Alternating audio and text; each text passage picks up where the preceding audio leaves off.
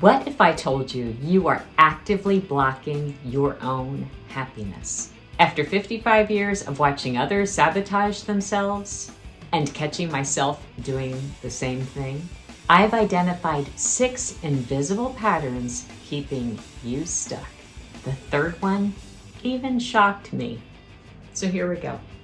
If you're new to my channel, welcome. My name is Carrie Stone, and this is Carry On, where we talk all things money, movement, and mindset. And today, we are talking mindset because when it comes to finding your happy, it all begins in the mind. You've heard the saying, right? The definition of insanity is doing the same thing over and over again and expecting different results. We know that saying, we believe that saying, and yet we do that very thing. We want to be healthy, but we keep eating fast food. We want to be in shape, but we keep sitting on the couch, binge watching Netflix. We want to be better with our money, but we keep spending without a budget. We want to be happy, but we sabotage ourselves every single day by doing these 6 things. And we've all been guilty of doing them. But today, I'm going to talk about why you're continuing to do these 6 things is destroying your opportunity to find happiness. And it is making your life so much harder than it needs to be. And I'll also share some things you can do to reverse these behaviors and find your happy. So sabotaging behavior number 1, not being grateful. I know. If you've watched my videos, you are probably sick and tired of me talking about gratitude. But the reason I talk about gratitude so much is because it is so important. It just is. Gratitude is the most underrated happiness hack. If you want to truly find happiness, be more grateful. Gratitude directly impacts happiness by stimulating the release of feel-good neurotransmitters like dopamine and serotonin. And this leads to feelings of contentment and pleasure. Essentially, every time you are grateful, it makes you feel happier. It also encourages a more positive outlook by focusing on all the good aspects of your life, which only further enhances your happiness levels. So my solution, if you watch my videos, you know, make gratitude a habit. Be grateful before your feet hit the ground in the morning. Take time every day to journal 3 things you're grateful for. Don't go to sleep at night without being grateful. And all throughout the day, just find things to be grateful for. You get a choice with how you're looking at your day. You can pick it apart, be a glass half empty, find all the things wrong with it. Or you can be a glass half full and find everything that is good in your day. And I am telling you, this is coming from a person who lived a very painful and sick life for a long time. And I can remember days that I literally would thank God for letting me open my eyes that day. And then it would just go on from there. Thank you, I was able to sit up without any help. Thank you, my feet are touching the ground. Thank you, I was able to stand up.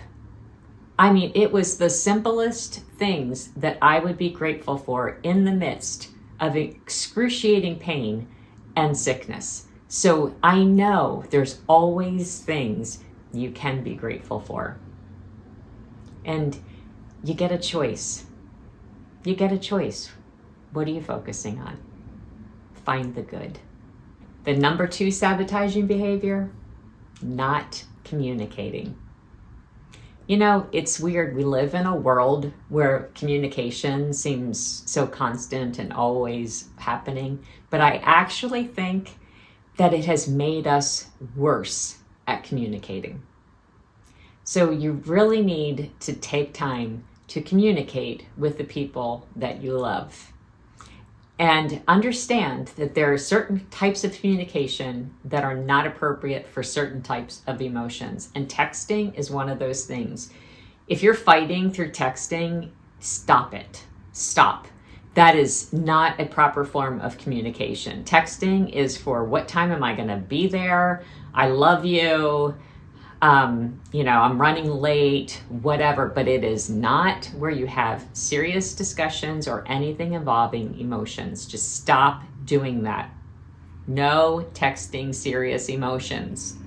Effective communication significantly impacts happiness by fostering strong relationships. It builds a sense of connection and belonging, and it allows for the sharing of feelings and needs, which helps to reduce misunderstandings and promote positive interactions. And ultimately, this leads to a life of more satisfaction and well-being. But on the other hand, poor communication can contribute to stress, loneliness, and decreased happiness. So how do we do this? I mean, sometimes some things are just hard to talk about. So the solution is to run, flee from it, just pretend it doesn't exist, squash it down and act like nothing's wrong. But guess what?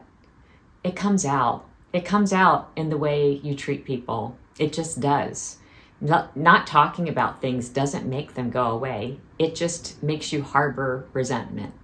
So you have to be willing to communicate. And it just is a much better way to live. I came from a family that stuffs it down and, just wait for it to go away. It'll just disappear at some point, but it never worked. And our family was pretty dysfunctional because of it. And then I married a guy who insisted on communication. And even though obviously I'm kind of a communicator, I was not good at communicating my feelings. And so I have spent my entire married life learning how to be a better communicator.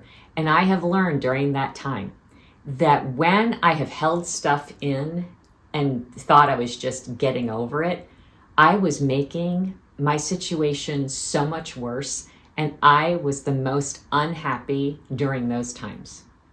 So communication is vital. Seriously, communicate. Even if it's going to be hard, even if somebody gets mad, it's better to get it out. Now, one way that I have found that helped me to become a better communicator was I would write things out in a letter form. And I didn't usually deliver those letters because I'm a firm believer that communication is best spoken and eyeball to eyeball. But I have used writing out my thoughts as a way to process what's going on in me. And a lot of times that helps me to resolve the problem right there. But then at least I've gotten it out on paper. And even if I take my notes with me to talk to the person, I still just have a sense of organization about what is going on inside of me. Now, warning here, if you are dealing with a narcissist, do not ever give them anything in writing. It will be used against you. So don't give them any ammunition against you, and make sure you do not give a narcissist any of your personal feelings in writing. That's just not a road you want to go down. But you can use the writing out process just to get your feelings out onto paper and help you to deal with what's going on inside of you. And then think about what you would want. You know that saying, do unto others as you would have them do unto you. How would you want to be treated? If you did something to offend another person, would you want the opportunity to apologize, to explain what happened, to give your side of the story? I'm a firm believer in there are two sides to every story, and somewhere in the middle lies the truth. So even if you're outraged by how somebody else is acting, chances are they have their view of the story that looks very different from yours. I remember a time I was in the midst of a very stressful time, and apparently I did something to offend someone. And instead of them coming to me and telling me what had happened and giving me a chance to say what was actually going on, they just were mad at me for weeks. And they treated me poorly for weeks. And no matter what I did trying to fix the situation, I was just shut down. And I didn't know for weeks what had actually happened. And I lived in misery during that time. And I just wish somebody had just come to me and said, this is what's happened and I'm mad. And I could have said, I'm really sorry you're mad. This is what was happening on the other side. And it would have just been done there. But instead, I cried a lot. They were angry for weeks. That had to affect their health. And it was just an ugly situation. So don't do that. Treat people the way you want to be treated. And when you hold stuff in and you're not communicating, you are expressing it, whether you think you are or not. People know when you're mad at them. They just do. You're not that good of an actor. I don't care, even if you're a pro. People know when you're mad. The third self-sabotaging behavior that kind of surprised me as I was writing it out was not setting clear and realistic expectations. This is something I think we're all really guilty of. And I think especially once you become a mother, you kind of build up this expectancy for certain things. And then when people don't meet those things, it's just devastating to you. And this is not a good way to live. If you want to increase your happiness, lower your expectations. One of the problems that we can have if you're a woman, that I know I have had, is you have these unspoken expectations, but you expect everyone else to read your mind and know what those things are. And then they should fulfill them. But when they don't do that, then we're shattered and angry and unhappy. Have you experienced this, or am I alone here? Maybe it's just me. But I learned to stop doing that. And one of the reasons I learned to stop doing that was because my mom did it. And I watched her go through so many things where she was so unhappy because she just was not letting anybody know what it was she was expecting. One time in particular, we had been at her house for a month. My family and I would go to Delaware for 1 month every year to make sure my mom had quality time with the grandkids. So we had been in her house for a month. We had been together every single day. Probably 96% of my time spent there was with her. But I was working so hard to make sure she had quality time with the grandkids that I guess I failed to realize that what she really wanted was time with me. So the last day, the day before we are leaving to go back home to Washington, she has an attitude. And I said, Mom, what is wrong with you? Did I do something? And she said, no, just, you're leaving again tomorrow and we didn't get any time together. And I'm like, what? Like, what? She said, yeah, we have had no time alone together. And I said, we've been together for a month. And she said, we've been together with everybody else. I just wanted some time with you. So I canceled the plans that we had as a family that day, took my mom and went to Starbucks. And we sat at Starbucks and talked. And her happy tank was filled up and everything was fine. But she caused herself a lot of misery. We could have done that every week while I was home. But she just didn't let her expectations be made known. So the other day, I met a woman and she was talking about how she was meeting her daughter and her grandkids at Disney World. And she said, I probably won't get a lot of quality time with the grandkids or with my daughter, but it's just what it is. And I said, stop. I looked her in the eye, took her by the hands, and I said, don't do this. Go home right now and call your daughter. Call your daughter and tell her exactly what you want. If you would like to have an hour alone with her, tell her that's what you want so you guys can work that into this trip. If you would like some quality time with the grandkids, tell her, set up a date night with her husband so that you can have those kids to yourself for the evening. But make sure you go on this trip making your expectations known. Maybe you won't get everything, but at least you put it out there. Your happiness will not be destroyed because you had all of these unrealistic expectations that no one even knew about. So tell her. I saw this quote from Tony Robbins that said, happiness equals your reality minus your expectations. I thought that was amazing. Let me say that again so you really get it. Happiness equals your reality minus your expectations. So if you really want to be happy, don't build your life up with a bunch of expectations from everybody else. Find your happiness within and then appreciate all the good stuff that comes from everyone else. For instance, I have this expectation that you'll hit the like, subscribe, and notification bell below, but I can't demand that of you. So I'm not going to be destroyed if you don't do it. All I can do is give you puppy dog eyes and hope that you'll hit the like, subscribe, and notification bell below. That's all I can do. I'm not going to hate you if you don't. The fourth sabotaging behavior, not living a balanced life. My most unhappy years were always my most unbalanced years. Living a life of extremes can negatively impact happiness by creating instability, stress, and a lack of balance, as you're constantly swinging from high highs to low lows, because that can lead to emotional exhaustion and a difficulty in maintaining a consistent sense of well-being. You know, occasional indulgences and challenges are okay, and they can be positive. But consistently living like that on those extremes, those highs, those lows, and no balance will just so negatively affect your ability to be happy. The best way to avoid this is to have solid routines. I have found my morning routine and my nighttime routine to give me so much balance that my happiness is so much higher than it has ever been now because I have that stability.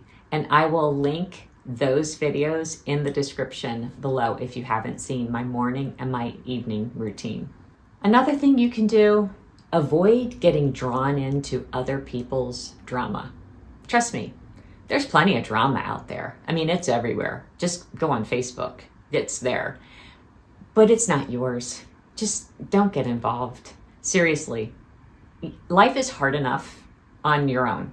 Like, you have, in your sphere of influence, you have enough opportunity for drama. You don't need anybody else's drama, and it will only rob your happiness. I tell you, one of the things I did that has made me so much happier is I just stopped watching the news. I stopped reading political posts. I stopped reading. If my friends post a lot of political stuff, one way or the other, I don't care which direction they are, I stopped following those. I don't want to see negativity all the time. I don't need the drama in my life. And my life is so much happier. Cannot begin to tell you. Seriously, avoid drama. And then know your limits. You know, I am learning. I am 2 weeks in to my Aura ring. And I am learning how to take better care of myself. This thing is giving me so much great information that I am learning how to have more balance in my life. For instance, last night, I came home after I had been out all day, and for some weird reason, my heart rate was really elevated yesterday from 11 a.m. until 5 p.m. It was just elevated, and I can't put my finger on what was going on. So it's 7:15, and I still had 4,000 steps left to do for the day. So I get my workout clothes on. I'm going to go do the rebounder. And I thought to myself, I'm not feeling that great. So I looked at my Aura tracking on my phone, and it said I had been in a stressed level for 6 hours. And I thought, okay, so the rebounder right now would not be very good. So I took my workout clothes off, I washed my face, I went to bed, and I read my book and calmed myself down and allowed my body to get restored. I found my balance. And so I woke up today feeling much better and more prepared for the day. So my question to you is, have you tried an Oura ring, or do you use some sort of tracking? Because I am finding this to be life-changing, and I cannot wait to see where I am in 2 months from now with this thing. Let me know in the comments below if you've got an Oura ring or a Whoop or whatever you use for tracking. The 5th sabotaging behavior, not prioritizing your health. I don't know what's wrong with us as women, but so many times we just put everything else ahead of our health, thinking we can do everything else and do it well while not taking care of ourselves. And I'm in kind of a weird situation in that I have no choice but to take care of myself, because I have dealt with health issues that I never ever want to go back to again. So for me to be at this level of health, I have to work really hard to do this. So I don't get a choice in taking care of my health, but I see women every day who put everything else before their health, not realizing they're not much good to their family when they're sick and tired and grouchy and snapping at people, and this isn't good. So you need to take care of your health to truly be happy. And nothing proves this to me more than having a night where I don't get enough sleep and then I eat garbage the next day. And my happiness levels are in the toilet when that happens. So I know that it all affects my happiness. So your health is really important. Not prioritizing your health can significantly decrease your happiness because it impacts your energy levels, your ability to cope with stress, your self-esteem, and your overall sense of well-being. Poor physical and mental health can lead to fatigue, anxiety, frustration, and a decreased capacity to enjoy life's activities. Essentially, neglecting your health can make it harder to experience positive emotions, and it contributes to a more negative outlook on life. So eat right, make sure you're getting enough protein and vegetables, and avoid all the white stuff, and just put good things in your body. Make sure you're getting your exercise, move that body, hydrate yourself. Make sure you're getting enough fluids, and good fluids, not sugar-laden sodas and things like that. Get some water and some electrolytes and some green tea, things that will be good for your body. And prioritize your sleep. Your family will thank you for it, and you'll be happier. And the 6th sabotaging behavior, not having a plan. Not having a plan can negatively impact your happiness by creating a sense of a lack of direction, a lack of purpose, and a feeling of having no control over your life. This leads to feelings of uncertainty and anxiety and potentially missed opportunities, while a well-structured plan can provide a sense of accomplishment and progress towards your goals, contributing to your overall happiness. However, it is important to remain flexible, because if we get too rigid in our plans, that can cause unhappiness. So again, we go back to the balance. So make sure you have that balance and know life happens. Sometimes our plans have to be changed or put aside for the day, but you can still find happiness in having a well-structured life. We all have a purpose, and that purpose needs a plan. And happiness just gets lost when we go through life aimlessly, not knowing where we're going and what we're doing. Your happiness is just on the other side of these steps. How will your life change once you start being more grateful, start communicating, stop setting unrealistic expectations, start living a balanced life, begin prioritizing your health, and start setting a plan for your day? Which one of these steps will you begin today to start finding your happiness? I would love to know about it. Please leave me a comment in the comment section below.